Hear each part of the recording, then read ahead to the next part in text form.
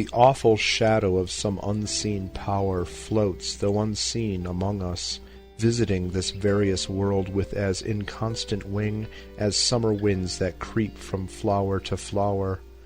Like moonbeams that behind some piny mountain shower, it visits with inconstant glance each human heart and countenance, like hues and harmonies of evening, like clouds and starlight widely spread, like memory of music fled, like aught that for its grace may be dear and yet dearer for its mystery.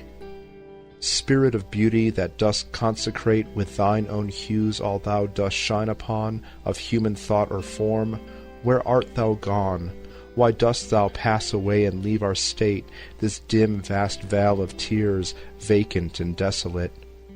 Ask why the sunlight not forever weaves rainbows o'er yon mountain river, why aught should fail and fade that once is shown, why fear and dream and death and birth cast on the daylight of this earth such gloom, why man has such a scope for love and hate, despondency and hope. No voice from some sublimer world hath ever to sage or poet these responses given.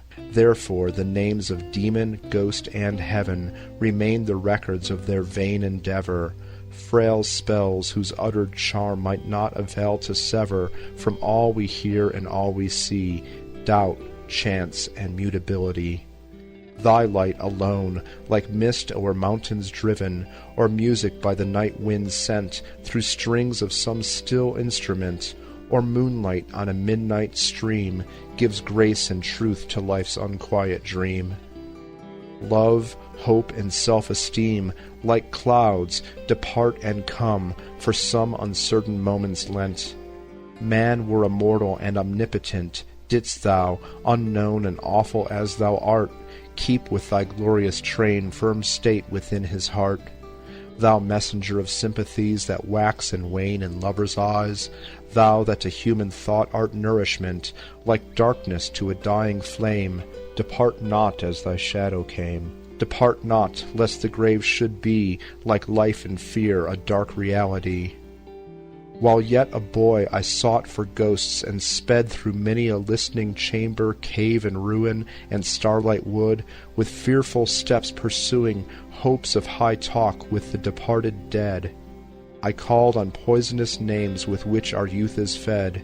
I was not heard, I saw them not, when musing deeply on the lot of life at that sweet time when winds are wooing all vital things that wake to bring news of birds and blossoming, sudden thy shadow fell on me.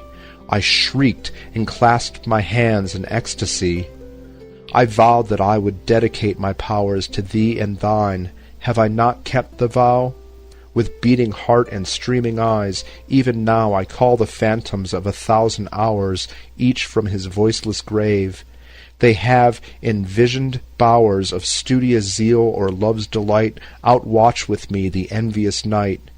They know that never joy illumed my brow, unlinked with hope that thou wouldst free this world from its dark slavery, that thou, O awful loveliness, wouldst give whatever these words cannot express. The day becomes more solemn and serene when noon is past. There is a harmony in autumn, and a lustre in its sky, which through the summer is not heard or seen, as if it could not be, as if it had not been. Thus let thy power, which like the truth of nature on my passive youth descended, to my outward life supply its calm, to one who worships thee, and every form containing thee, whom, spirit fair, thy spells did bind to fear himself and love all humankind.